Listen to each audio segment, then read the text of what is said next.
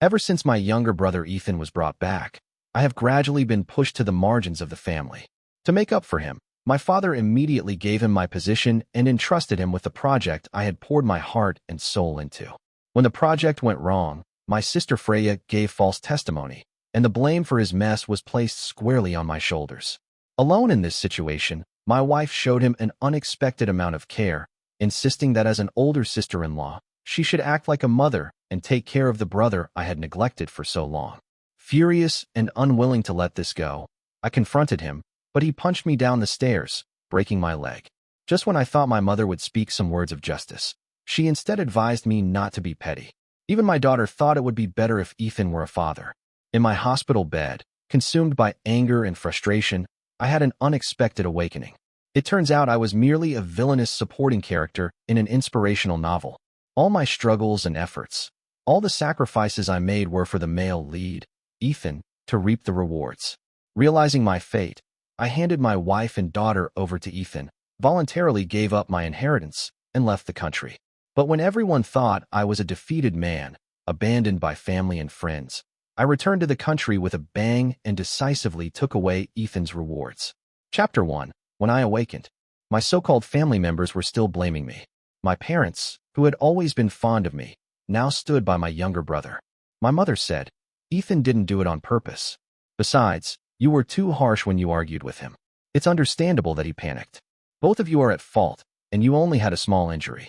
Let's just let it go. I'll take charge and move past it. Don't dwell on it anymore." She looked at me with a kindly expression, hoping that I would be like I used to be, grudging but still obediently going along with her wishes. And just as she hoped, I replied in a flat tone, "All right." Her hand paused for a moment before she comforted me. "I know things haven't been easy for you. When you get out of the hospital, I'll have the housekeeper make you something delicious." I nodded in silence. My sister Freya furrowed her brows, looking at me. "I'll help with the project. You don't have to take responsibility for Ethan anymore. Is that okay?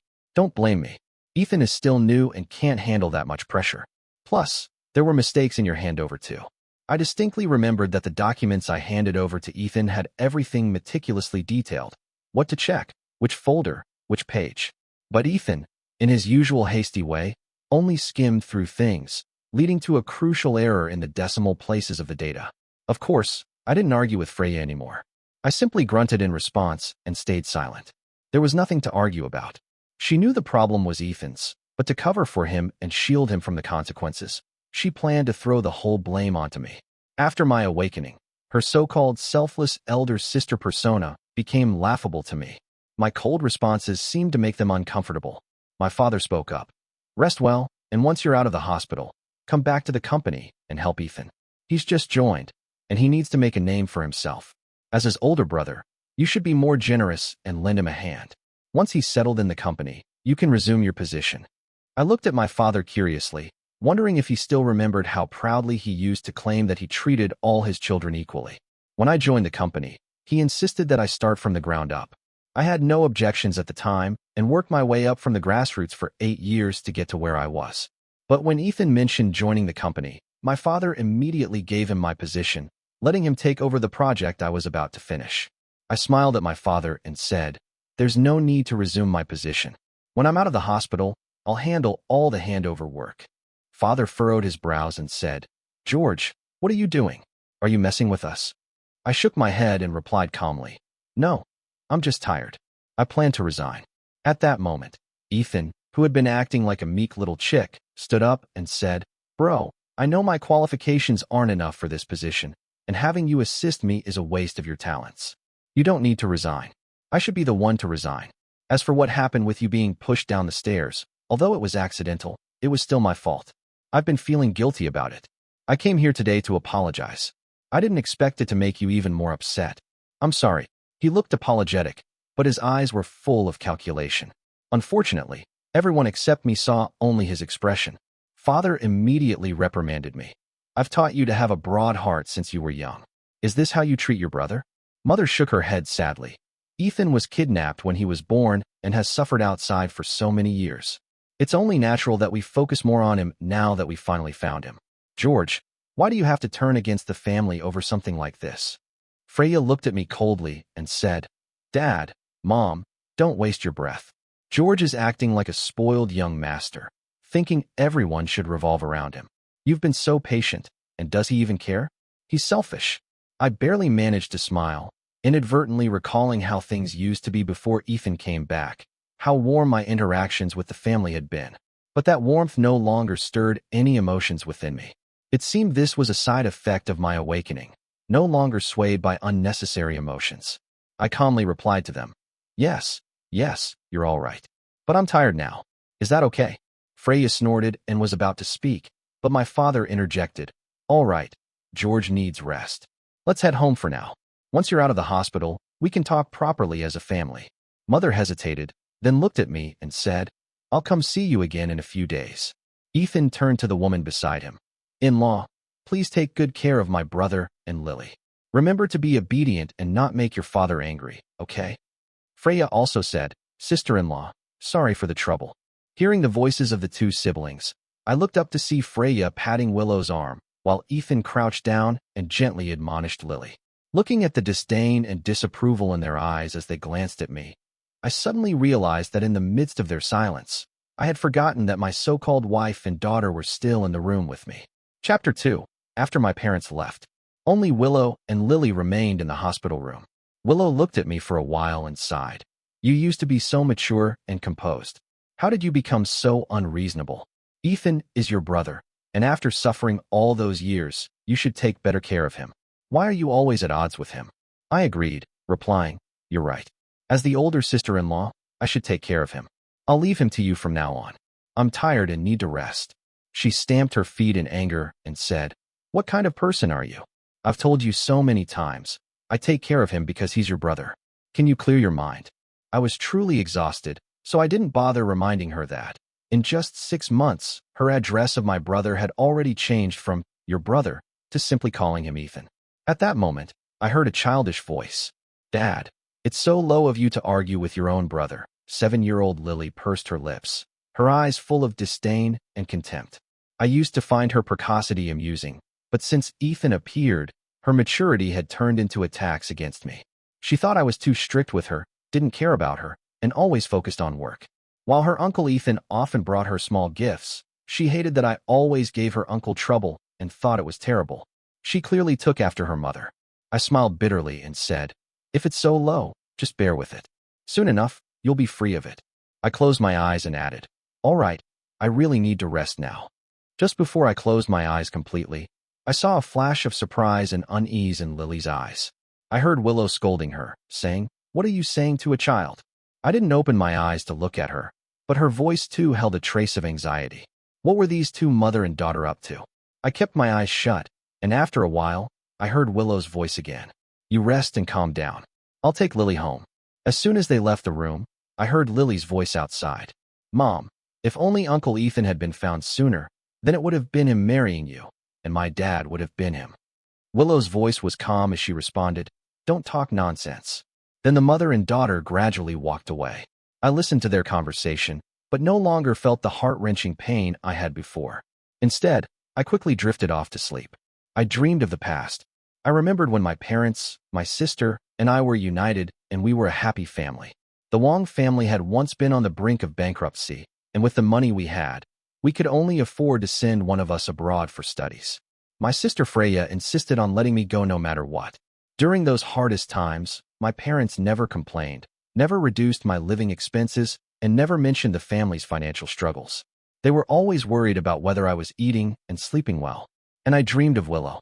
We were college classmates, and after spending a lot of time together in the same club, I began to develop feelings for her. She told me that she knew there was a big gap between our family backgrounds, and she wanted to become better so that she could be worthy of me. She insisted that my family never cared about social status, but she still rejected my financial support, insisting on splitting the living expenses and earning a scholarship through her own efforts. At that time, her love for me seemed so pure and sincere. I remembered once, when one of her friends told her that a woman's youth is invaluable, that it's only natural to use a man's money, and that she shouldn't be fooled by me. As a result, Willow and her friend fell out and never spoke to each other again. My family knew we truly loved each other and supported us being together. Later we got married and had Lily. I once rolled down a flight of stairs to save Lily, and was unconscious for 3 days and nights. The doctor said I almost didn't make it. When I woke up, I saw Willow crying by my bedside, her eyes full of tears, saying that if I didn't wake up, she wouldn't live either.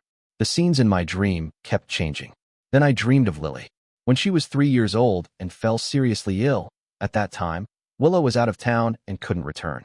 I was in charge of a major project for Wong, so I worked during the day and took care of Lily at night, sleeping only 10 hours over the course of 7 days. After she recovered, I fell seriously ill. Back then, little Lily, with her red eyes, said she wanted to grow up quickly so she could take care of me and not let me work so hard. Sometimes I thought that my family, love, and my love life were perfect. Life had its struggles, but overall it was going smoothly and I was happy. I thought I would continue to be happy forever until Ethan appeared in my life. When I woke up, I blinked, and the memories of that dream seemed so distant, as if I were watching someone else's story. Chapter 3. I stayed in the hospital for another 2 days, and after confirming that everything was fine, I was discharged. On the day I left the hospital, neither my parents nor Willow, who had said they would come pick me up, showed up. Instead, as I was hailing a cab, I saw Ethan's post on Moments. He thanked my dad, mom, sister, sister-in-law, and little niece for coming early this morning to celebrate my birthday. I smiled and swiped past the post. They had indeed given me unforgettable family warmth, which is why I agreed time and again to give way to Ethan when they asked me to. But now I felt that enough was enough.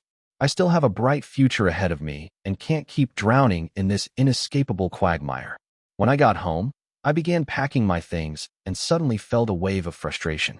It wasn't because of them, but because I had lived in this house for so many years, and packing up all my belongings was going to take a lot of work. I kept packing until around 7 p.m. when the two of them came back. Willow opened the door and upon seeing me, looked guilty as she said, "Sorry, honey, we were celebrating Ethan's birthday today, and I forgot you were discharged. I just took Lily to the hospital and only realized you had already gone home." But soon her tone shifted to one of reproach. "You should have let us know you were leaving the hospital. You made me and Lily run all the way there for nothing. Don't tell me you're mad about something trivial again." I shook my head and replied, "No, just busy, forgot to message you." She frowned and said, "How could you forget something like this? And what's so busy about just getting discharged?" I said, "Packing my clothes." She asked, "What's there to pack? By the way, Lily and I rushed to pick you up, but we didn't have time to eat." Lily walked over and awkwardly said, "I want shrimp noodle soup." This was her way of making up with me. Whenever we had an argument, she would soon come to me and ask for something she wanted to eat, and I would smile and go to the kitchen to cook it for her. Here I am, a vice president of a large corporation, managing so many employees. Yet for this mother and daughter, I would wash my hands and cook, learning to make meals. In the end, I had nothing and ended up in a miserable, tragic situation. What was it all for? But by now I was also hungry, so I went into the kitchen, and out of the corner of my eye, I saw them both relax. 10 minutes later, I brought out a bowl of noodles and placed it on the table. Willow froze and asked, "Just one bowl?" Lily stopped in her tracks and asked, "Did you put chili in it and chicken drumsticks?" Willow scolded, "How could you forget that Lily doesn't eat spicy food or chicken?" I took a sip of soup and smiled. She doesn't eat it, but I do. I'm hungry too, so I thought it was fine to fill myself first. No problem. The expressions of the mother and daughter immediately darkened. Lily said stiffly, "I'm not eating it." Willow shot me a cold glance and said, "I'll take Lily out to eat." I ignored their retreating figure and happily finished my bowl of noodles. Then I went back to packing. Once I was almost done, I called my lawyer to discuss the divorce. I definitely couldn't use Wong's legal team. That would mean letting everyone know I was planning to divorce before I was ready. It was better to find someone I trusted more. Chapter 4. Willow and Lily didn't come home that night, but I wasn't bothered. After all, with Willow there as the mother, there shouldn't be any problems. The next day, I went to the lawyer's office as planned. During the meeting, I received numerous calls, all from those so-called family members. I just muted the phone. When I finished the meeting and came out, it was already dusk. I randomly picked a number and called back. As soon as the call connected, I heard my mother's anxious voice.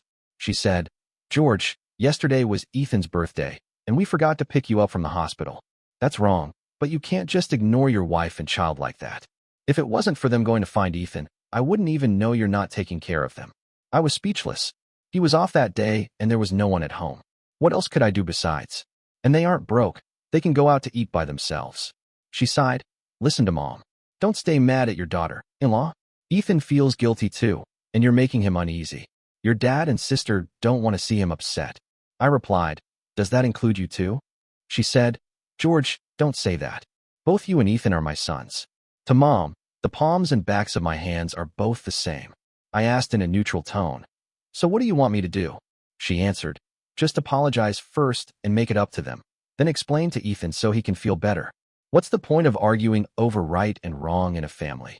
I laughed. Fine, but I've been busy lately. I'll go see them in 2 or 3 days.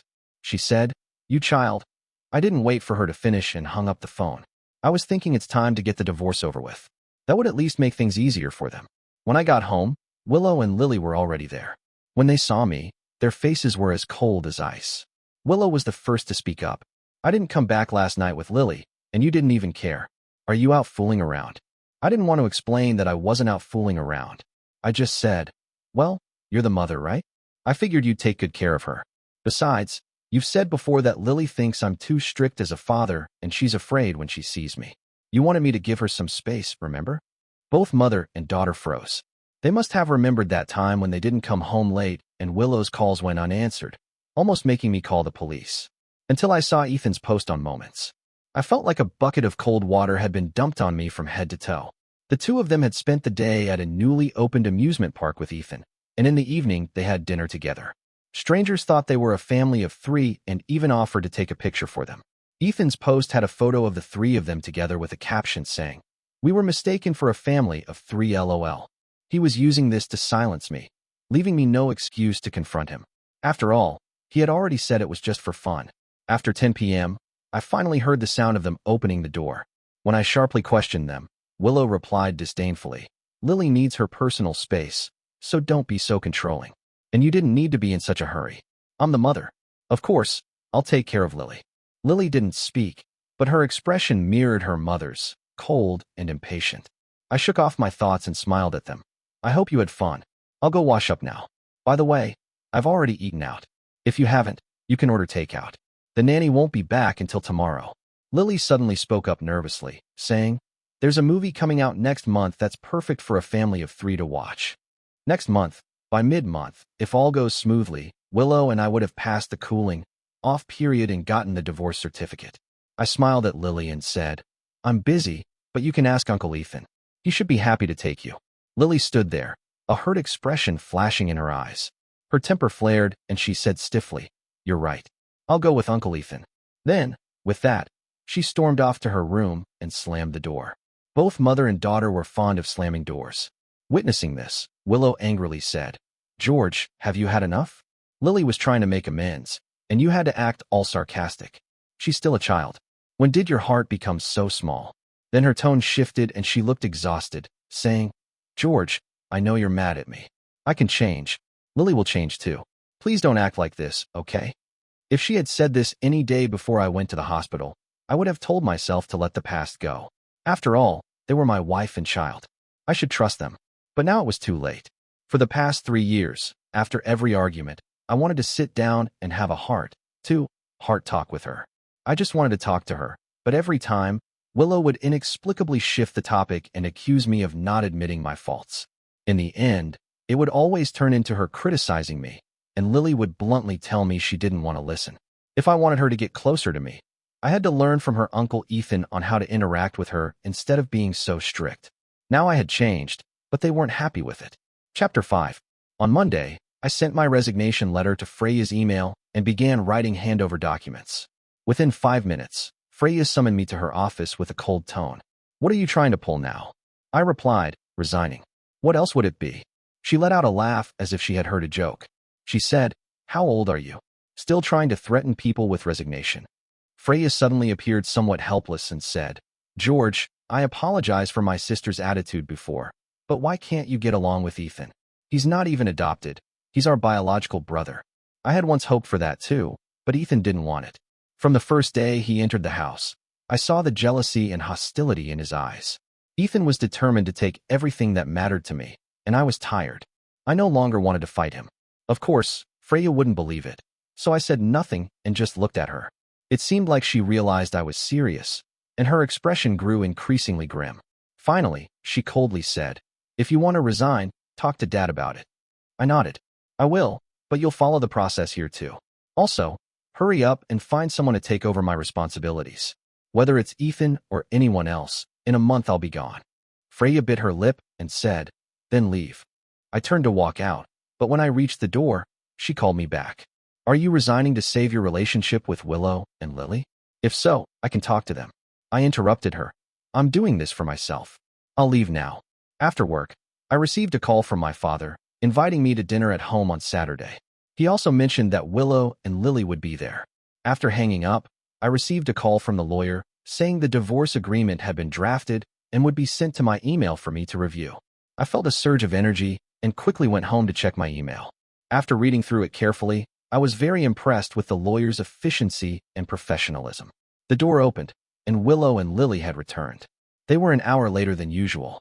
I checked WeChat and didn't see any posts from Ethan, unsure whether I had been blocked or if he simply hadn't posted anything. However, considering it takes about half an hour from school to home, they probably didn't have enough time to eat with Ethan. Willow looked tired. She looked at me and said, "Today I went to pick up Lily. Her teacher said she hasn't been paying attention in class lately and has been very irritable, often arguing with her classmates. George, no matter how angry you are, can you put it aside for now? Lily is still your daughter. You're her father, and you can't just ignore her." I looked at Lily. Every time I disciplined her, she'd run and hide behind her mother, crying and complaining.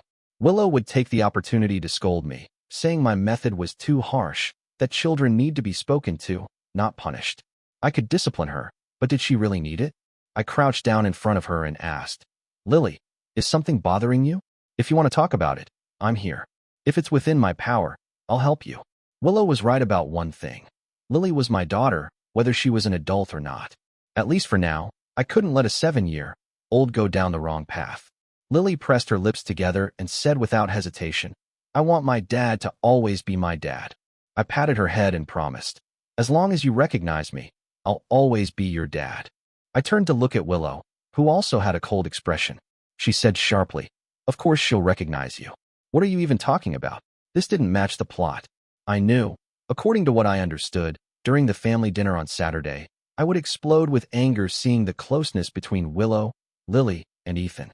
Willow would be completely disappointed in me and ask for a divorce.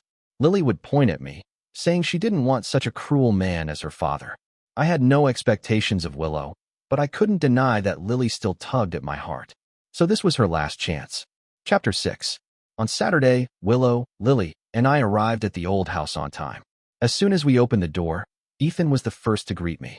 He looked at me with joy and said, "Brother, I'm really happy you came." His expression was so sincere, no wonder he could become the main character. I kept a neutral tone and replied, "Dad asked me to come, so of course I had to." My father seemed a little awkward. He cleared his throat and said, "All right, we're just having a meal as a family. No need to make it so formal." At the dinner table, my mother was very careful, serving Ethan some food and then quickly serving me the same. My dad spoke up, "By the way, George, don't bring up your resignation again." He put down his chopsticks and added, "Dad will give you a long vacation, and when you come back, you can continue as vice president. As for Ethan, I'll start a new company for you to gain experience, and when you're ready, you can join the main company." Ethan smiled humbly and said, "I have no objections. I'll listen to Dad. I do need more experience and need to learn more," but the way he gripped his chopsticks was so tight that he nearly broke them. Freya looked at me with a smile and asked, "Is the young master satisfied now?" I smiled politely. Ethan wasn't someone who would passively take a beating. He certainly had something up his sleeve. After dinner, my mother pulled me to a side room to chat. She asked how I was doing, and it felt like things were back to the way they were before Ethan came. But still, something felt different. After talking with my mother, I went to the living room and heard voices coming from the garden. I walked over to see that in the garden, Lily was looking down, too shy to meet Ethan's eyes. She said, "Sorry, Uncle. I decided to go watch the movie with Dad." Then she added hastily, "But I'll watch other movies with you later." Ethan's face paled slightly, but he gently reassured her, "Silly child, there's no need to apologize. Watching a parent-child movie with your dad is completely normal." Willow looked at them with tenderness in her eyes and said softly, "If only George cared as much as you do." Ethan, understanding, said, "Sis, don't say that. Brother acts this way because he cares about you all. Sometimes I wonder if I hadn't come back to this house. Would that have been better for everyone? Willow quickly interrupted. Don't say that. We never thought that. Lily likes you very much. Lily nodded repeatedly, saying, Uncle, I've always hoped you could be my dad, but Mom says Dad has done a lot for me, and I can't make him sad. At this moment, Ethan noticed me. From an angle where Willow and Lily couldn't see, he made a smug gesture with his mouth. Trash. Then, pretending to be surprised, he called out to me, Brother. Willow and Lily were both startled and looked over at me, their faces filled with panic. Ethan took 2 quick steps, grabbed my hand, and explained, Brother, please listen to me. Just hear me out, okay? His voice even had a hint of a sob. I calmly pried his hand away. Willow pursed her lips and said, All right. Ethan didn't mean anything by it. We didn't say anything wrong. George, don't be like this. I was speechless. I hadn't said anything or done anything yet. Though Lily was nervous, she stepped forward and stood in front of Ethan, afraid I would hurt him. Ethan said, Sis, Lily, can you both leave for a moment? I want to speak to Brother alone. Though they were worried, they listened to Ethan and left, looking back at me and him constantly. I knew that wasn't worry for me. It was concern for Ethan. Once it was just the 2 of us, Ethan's expression changed. He sneered and said, Does it hurt to see the person you care about only care for me, brother? I was puzzled and asked, Why do you have so much hatred for me? I was only 2 when you were taken away. Ethan gradually became unhinged. Because I can't accept it. Why? After all, are we both sons of the Wong family? Yet you've lived like a young master for over 20 years while I've lived worse than a beggar. I know you look down on me because I only graduated from college, but I've been tortured by those 2 scumbags since I was young. I had to do all the household chores and never had time to study. I only managed to get into college because that family had an accident and died while I was in high school. That's when I was finally free. So I hate you. I will take everything you care about, everything you love. He calmed down, his malice completely unmasked, and said, Now your parents, sister, wife, and daughter still care about you. But I'll tell you this. Soon they will all completely despise you. Just wait. I asked calmly. I thought you were jealous because you missed Mom and Dad, and maybe even fell in love with my wife. He laughed as if hearing something absurd. They're just tools for my revenge. I want you to watch as your parents, sister, wife, and daughter all turn against you and abandon you. With that, he left, walking away with a smug look on his face. I watched his back, feeling no anger or anxiety, only wondering what he was going to do next. 3 days later, I found out. Chapter 7. That morning, as I was just waking up, Willow barged into my bedroom, her face red with anger. Yes, since I was discharged from the hospital, I've been sleeping in a separate room from her. I had never seen Willow like this before, her eyes swollen from crying, her face full of resentment. She screamed, Ethan has committed suicide. Are you happy now? I was speechless. When we arrived at Ethan's hospital room, I saw my parents and Freya, all with red eyes, gathered around his bed. Lily rushed over and cried, Uncle, what happened to you? Don't scare me. When my mother saw me, her expression changed completely. She had always been gentle with me, but in that moment, she marched over and scolded me with fury. What did you say to Ethan that day? Why did he do this? She looked at me with hatred and continued. He swallowed an entire bottle of sleeping pills. My father stared at me coldly and said, I've approved your resignation.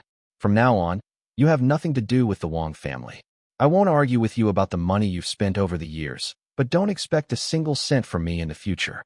All of the family assets will go to your sister and Ethan. Freya glared at me and said, Don't even think about using the Wong name to make money. If I find out, I won't let you off the hook. I nodded. Over the years, the money I made for the company far exceeded what the Wong family had spent on me, so I owed them nothing. And during my time working there, I also made some personal investments with the salary I earned from Wong, which allowed me to achieve financial freedom long before all this happened. Suddenly, my mother broke down in tears again, sobbing. George, why have you become like this? Do you know that Ethan wrote a suicide note saying he shouldn't have come back? When he was unconscious, he kept apologizing to you, saying he never wanted to take anything from you, that he didn't hate you. You two are brothers. Can't you forgive him? I looked at my mother and thought that if Ethan were awake right now, he would surely be enjoying this moment.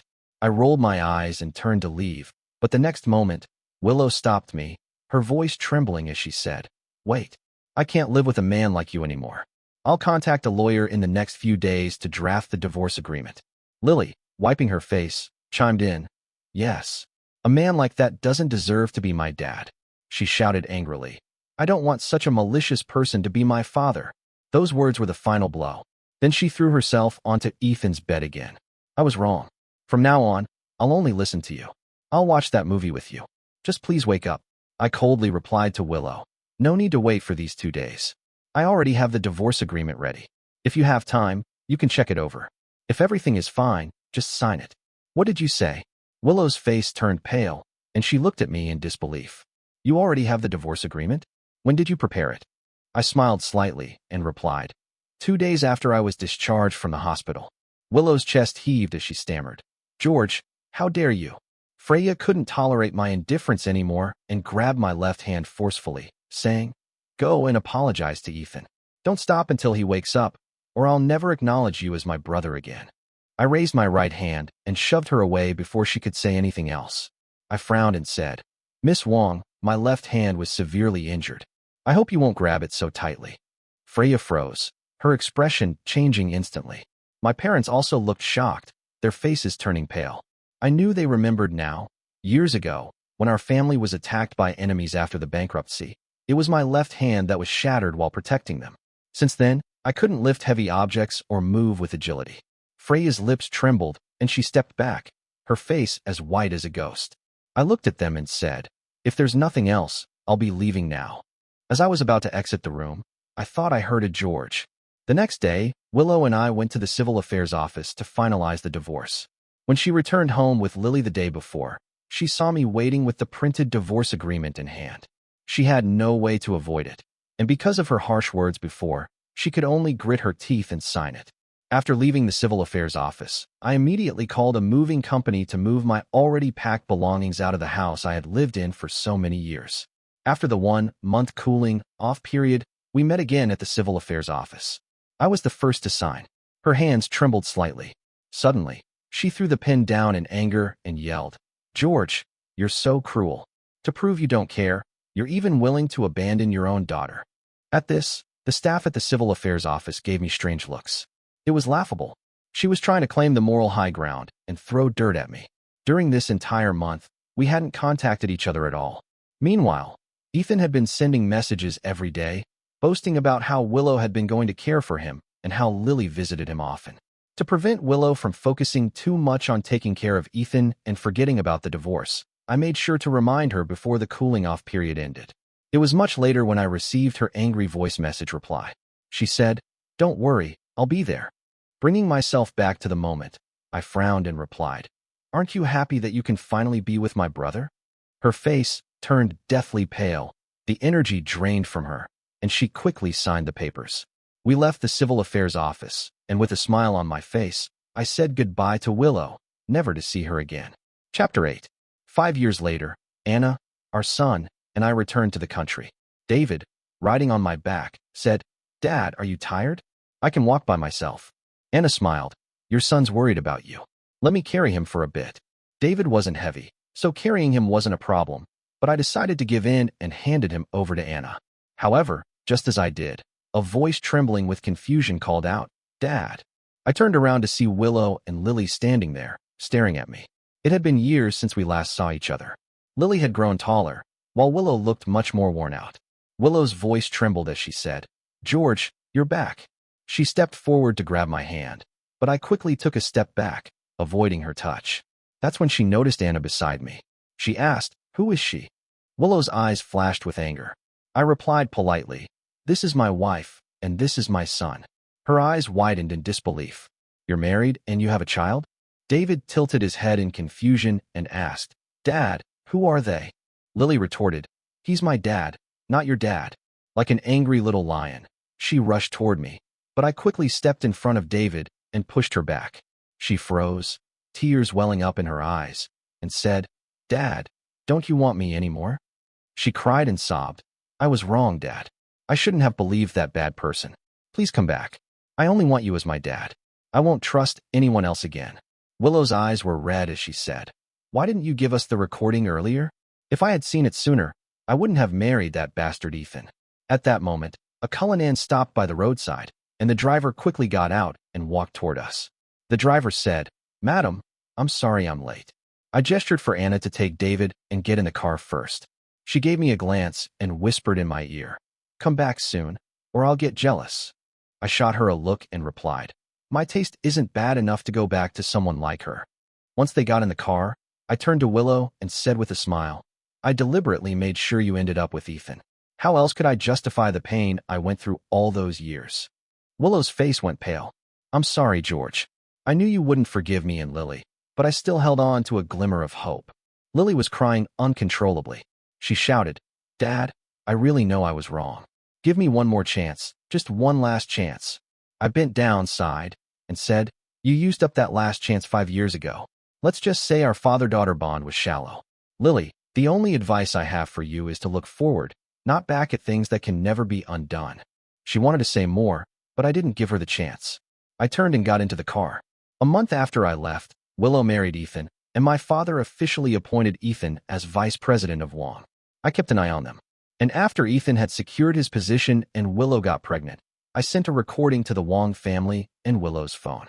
It was of the conversation between Ethan and me in the garden of the old house. After sending it, I stopped caring about them until today. Once we got in the car, Anna, along with our domestic branch employees, greeted me, and she started reporting on the recent situation of the Wong family and Willow and Lily.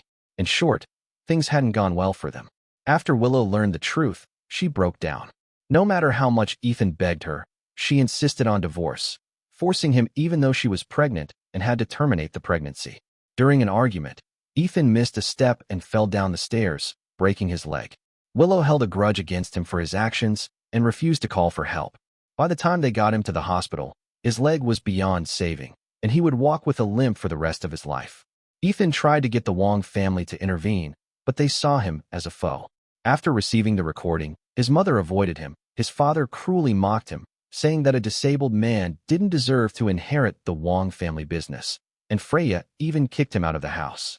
With nowhere else to go, he clung to the idea of not divorcing, but Willow grew more and more distant, even moving to another house with Lily.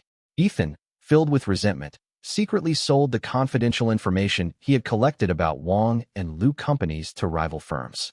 Both companies suffered significant setbacks in crucial projects. Their cash flows were cut off, and they nearly went bankrupt. Now both companies were barely holding on, having to sell assets and downsize.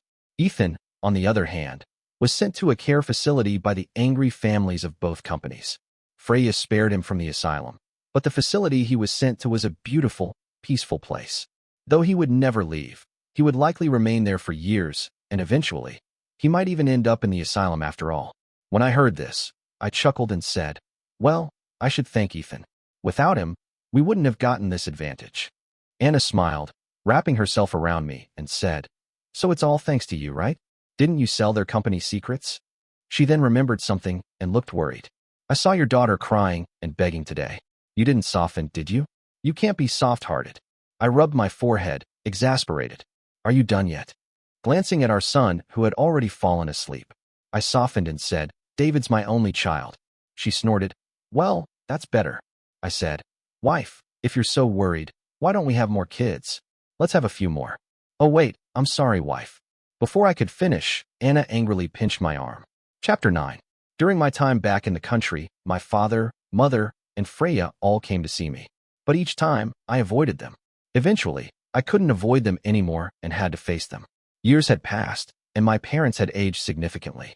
Even Freya had a few strands of white hair, clearly showing how much they had been burdened by the company's issues over the years. My mother grabbed my hand, tears in her eyes. My father sighed deeply, and Freya hesitated, but in the end, she didn't say a word. They apologized, begged for my forgiveness, admitting that they had been blinded by their own judgments and didn't realize how wicked Ethan was. They said they hoped I would return and that the family business would still be mine to inherit.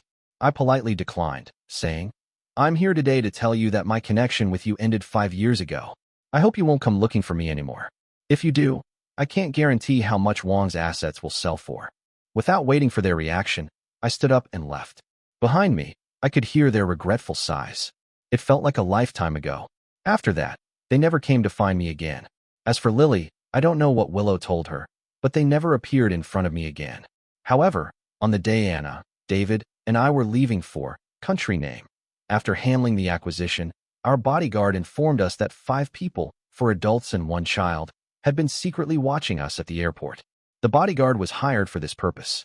Worried that these people might harass me again, David, a bit anxious, asked, "Are they the people who said they were from Dad's family?" I smiled and pinched his cheek. "They're just unrelated people." After we entered the boarding gate, I received a few messages from unknown numbers on my phone. I glanced at them, and they all contained words like "forgive me," "I'm sorry," and "I'll always wait for you." I didn't open them in detail and simply deleted them all at once. The people who abandoned me are part of yesterday's past. But it's okay. I looked at Anna and David.